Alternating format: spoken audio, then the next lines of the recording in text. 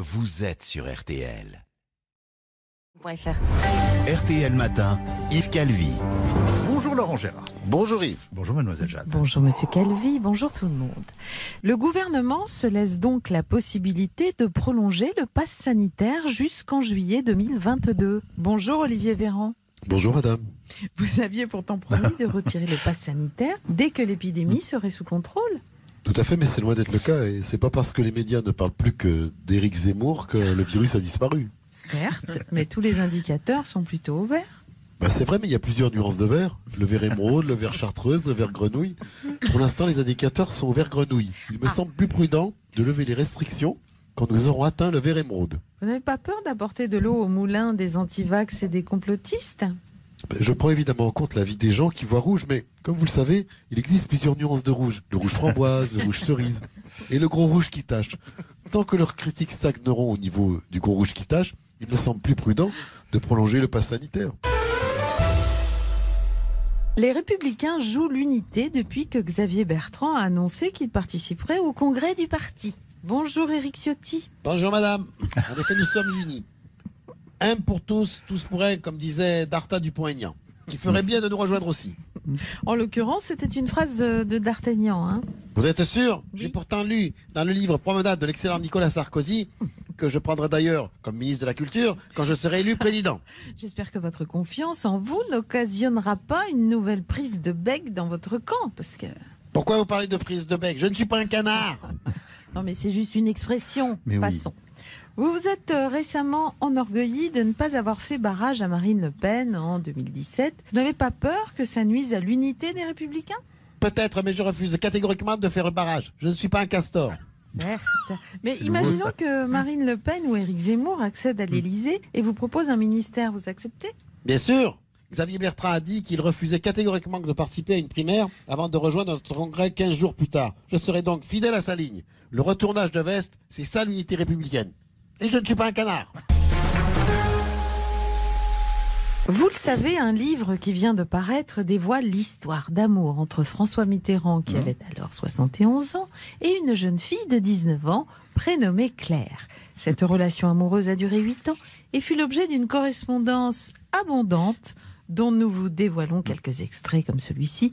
Nous sommes en 1989 et le président, qui vient d'entamer son 2e septennat, écrit à sa jeune amie.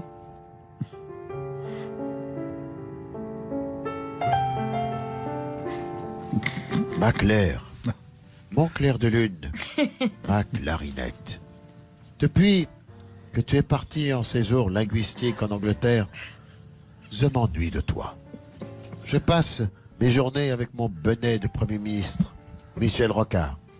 Figure-toi qu'il s'est mis en tête de réformer la France, comme si on avait besoin de ça. Et puis, il me fatigue avec ses histoires d'autogestion et d'orthodoxie budgétaire. Mais- Je n'y comprends rien. J'ai bien reçu de ta part la cassette, les plus grands tubes de l'année. C'est mon fils, Jean-Christophe, qui m'a appris le maniement du Volkmann. Avec son catogan, il a l'air nigaud, mais il a l'avantage d'être branché ou, comme vous dites, vous les jeunes, d'être câblé. Depuis que j'ai à ma disposition ce baladeur audiophonique, je ne le quitte plus. L'autre jour, au Conseil des ministres, tandis que Jospin nous accablait avec sa loi sur l'école, j'ai chaussé mes écouteurs. Et ainsi, j'ai signifié tout mon mépris à ce grand frisé et à son charabia trotskiste. Grâce à toi et à cette cassette, j'ai découvert Dépêche Mode, Ray Cashley et François Feldman. Mais mon titre préféré, c'est Un roman d'amitié d'Elsa et Glenn Medeiros.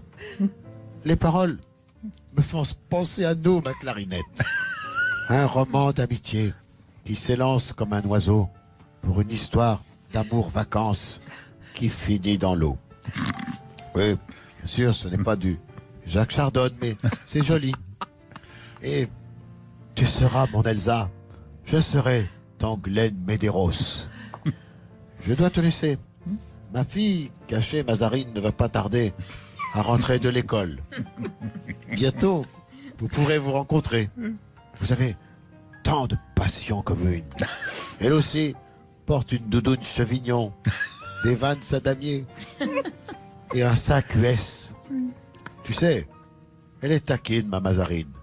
L'autre jour, tandis que son babysitter, Michel Charras, somnolait devant un épisode de Santa Barbara, elle a noué les lacets de sa chaussure gauche à ceux de sa chaussure droite. Oui. À son réveil, le pauvre s'est étalé de tout son long. C'était hilarant. J'ai ri des heures. Je te laisse sur ces paroles de notre chanson. On a toute la vie devant nous. Mais garde bien tes sentiments. Et puis surtout, écris-moi souvent.